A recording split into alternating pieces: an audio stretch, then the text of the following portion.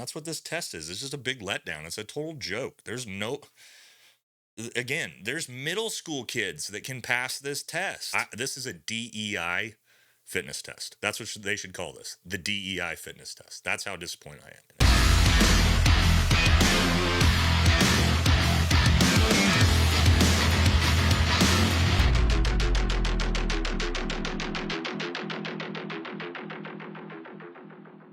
Welcome back to the channel, everybody, and we are going to be talking about a topic that we've been covering the last couple weeks on the channel, and that is the new Army physical fitness standards and testing. Okay, now we talked about this a couple weeks ago about how the Army was going to go to a gender neutral one test for all for combat test, but we didn't have the actual numbers or what the test would be. Well, it's come out in the last couple of days, and the Army has announced its new physical fitness test, the AFT, the Army Fitness Test, right?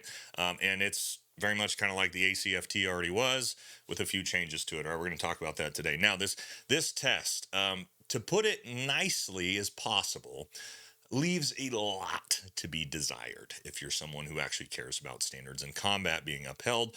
And to put it bluntly, I would say, who in the F made the decision to think this standard was the standard for combat? It is a total joke. Okay, and we're going to go through the test, we're going to go through the numbers, and honestly, guys, I think it's just easier for everyone, including women, probably, to be in combat arms now.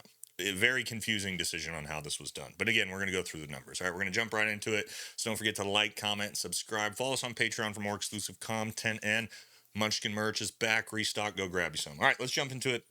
First thing we got to do, we got to talk about what is the new test, the Army Fitness Test. Let's check it out. All right, as you see here, Army establishes new fitness test of record to strengthen readiness and lethality. As you can see here, all right, what are the events? Same as the ACFT used to be, and we'll go through them here in a second.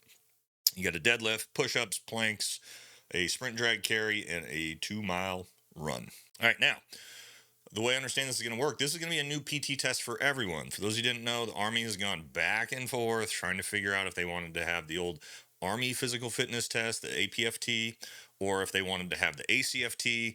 Well, now we just have the AFT, and this is going to be one test for everyone in the military with two different standards, which they're really not very far apart, I'm going to tell you guys, for non-combat arms, combat arms, right? And as you can see, I actually wanted this to happen, which was that this needed to be MOS based. We've talked about this a lot, so they good on them. They did do that. We'll talk about the MOSs here in a minute, what that means. But for combat arms MOSs, infantrymen, Green Berets, etc., you're going to have a higher standard, although, again, not very much higher. All right, so for the regular soldiers, this is going to be scoring a 300 with 60 points in each event. And again, I'm going to show you guys the numbers here at the end of the video, but guys, these numbers are a total joke.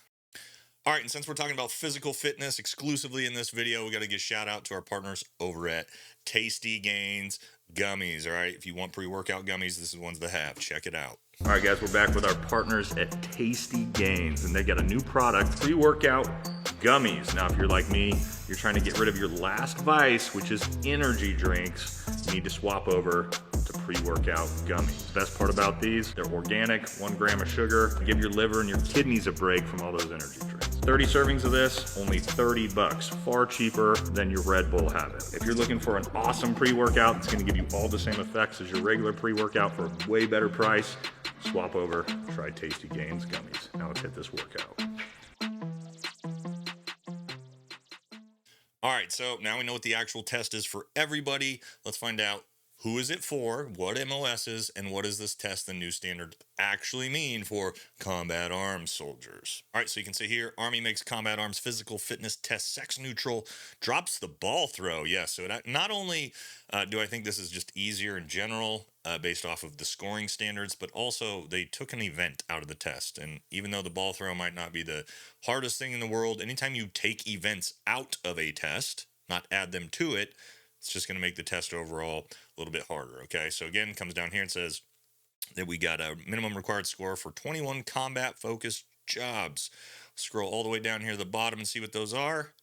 Here we go. All right, here are the MOSs who will be required to meet the 350-point minimum. Ooh, and also, it's still a minimum of 60 points in each event.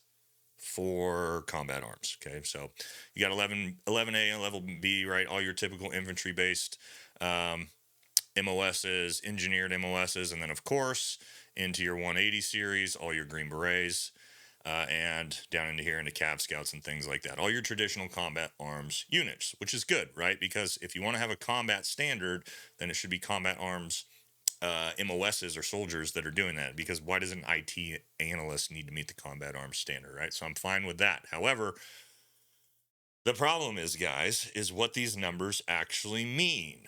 All right. And what does a 350 overall with 60 points in each event really mean? We talked about this before and how I said if they went with this, these standards had to get raised. But did they get raised? Well, let's take a look.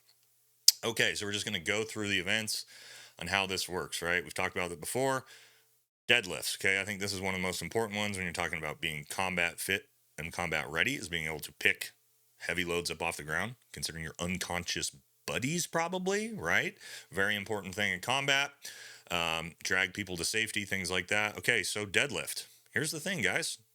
All right, the max score you can get at the 18 or 17 to 21-year-old standard, 340 for 3 reps. This is a 3 repetition test. That's pretty decent, right? Most guys, I would expect, if you're going to be in combat arms, you should be able to do that standard. But what is the Department of Defense determined is good enough for combat? Right down here, 60 in this event, 140 pounds. Three deadlifts, 145 pounds. Guys, most middle school athletes can do this. Let's just call a spade a spade.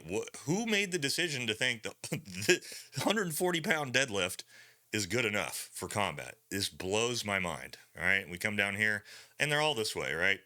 Okay, the standing power throws out, but if we go into push-ups, scroll down, 60. What's a 60 in push-ups? 10 push-ups. Wow, guys. If you can only do 10 push-ups, maybe you're not ready for a combat arms role, okay? But the Department of Defense has decided, or whoever's in charge has decided, 10 push-ups is good enough, boys.